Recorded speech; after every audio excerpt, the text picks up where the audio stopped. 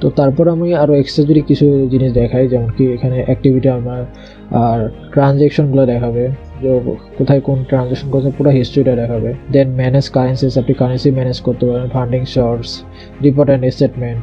Then pay your ভ্যাটের option আছে, আপনি গ্লোবাল পেমেন্ট রিসিভ করার জন্য এই অপশনটা ইউজ করতে পারবেন। সেই অপশনগুলো সবই চলে আসবে, এগুলো কোনো সমস্যা নেই। এখানে ইম্পর্টেন্ট জিনিস সেটা হলো যে সেটিং থেকে ব্যাঙ্ক অ্যাকাউন্টটা আপনার ইম্পর্টেন্ট থাকবে। সো এখানে আপনি ম্যাক্সিমাম 3টা ব্যাঙ্ক অ্যাকাউন্ট অ্যাড করতে পারবেন। এখানে আপনি রকেট ব্যাঙ্ক অ্যাকাউন্ট অ্যাড করতে পারেন, ডাচবাংলা ব্যাংকের রকেট, বা আদার্স যে কোনো একটা ব্যাঙ্ক অ্যাকাউন্ট অ্যাড করতে পারেন। এখানে ব্যাঙ্ক অ্যাকাউন্ট কিন্তু পেন্ডিং আছে। সো ব্যাঙ্ক অ্যাকাউন্ট যদি অ্যাপ্রুভ হয় তারপরই আপনার এই ড্যাশবোর্ডটা ফুললি আপডেট হয়ে যাবে, আর ট্রানজ্যাকশনের জন্য আপনার অ্যাকাউন্ট রেডি। ঠিক আছে, ফার্দার যা যা ইনফরমেশন লাগবে পিওনার আপনার কাছে চেয়ে নেবে। সো অলওয়েজ ভেরিফিকেশন সেন্টারটা চেক করবেন।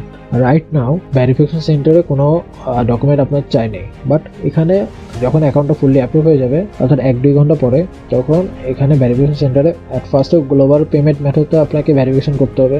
দেন করতে হবে হলো এনআইডি কার্ড ভেরিফিকেশন, অর্থাৎ আইডেন্টি ভেরিফিকেশন। তো আইডেন্টি ভেরিফিকেশন আপনি এনআইডি বা পাসপোর্ট ইউজ করতে পারবেন। এনআইডি ইউজ করলে ফ্রন্ট সাইডেরটা আলাদাভাবে পিক তুলে আপলোড দিতে হবে, অ্যান্ড ব্যাক সাইডটা আলাদাভাবে পিক তুলে আপলোড দিতে হবে। আর পাসপোর্টে একটাই মতো অপশন থাকবে, চেষ্টা করবেন এখানে স্মার্ট এনআইডি কার্ডটা ইউজ করার। যদি এনআইডি কার্ড ইউজ করেন, স্মার্ট এনআইডি কার্ড ইউজ করেন, তাহলে 1 থেকে 2 মিনিটের মধ্যে ভেরিফিকেশন হয়ে যাবে। আর গ্লোবাল পেমেন্ট ভেরিফিকেশনটা আপনার যেই মার্কেট প্লেসে কাজ করেন, যেখানে এই ইনফরমেশনগুলো একটু দিতে হবে, তাহলে গ্লোবাল পেমেন্ট ভেরিফিকেশনটা হয়ে যাবে। অ্যান্ড ফার্দার আরও যা যা ভেরিফিকেশন যাবে, অলওয়েজ ভেরিফিকেশন সেন্টারটা চেক করবেন পেমেন্ট অ্যাকাউন্টটা ওপেন করলে বা কোনো নতুন ট্রানজ্যাকশন করতে গেলে, যে কোনো ভেরিফিকেশন চাচ্ছে কিনা। যদি ভেরিফিকেশনে পেন্ডিং থাকে, ট্রানজ্যাকশনটা হোল্ড করে দেবে। ঠিক আছে, যদি কোনো ইম্পর্টেন্ট ভেরিফিকেশন চাই থাকে, যেমন কি ব্যাঙ্কের স্টেটমেন্ট চাইতে পারে। দেন আছে সিকিউরিটি সেটিংয়ে।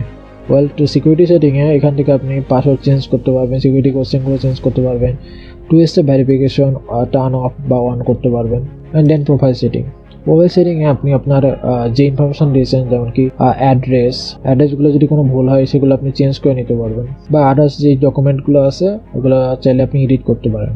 And finally the notification centre. Business অ্যাপ্লিকেশনে আমরা যাব না, নোটিফিকেশন সেন্টারে আপনারা ডিসাইড করতে পারেন যে আপনার ইমেলে কোন টাইপের নোটিফিকেশনগুলো আসবে। কি প্রমোশন নিউজ আপনি চাইলে এটা অফ করে রাখতে পারেন। সো এই হলো গিয়ে মেইন ড্যাশবোর্ডের ফিচার, আর এই হলো আমাদের হোম পেজ।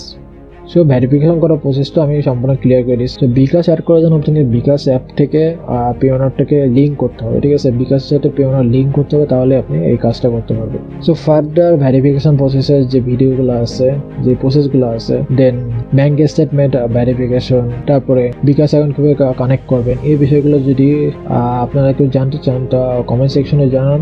যদি আমি মনে করি যে ইম্পর্টেন্ট আছে, তাহলেই আমি এই বিষয়ে ভিডিও মেক করবো।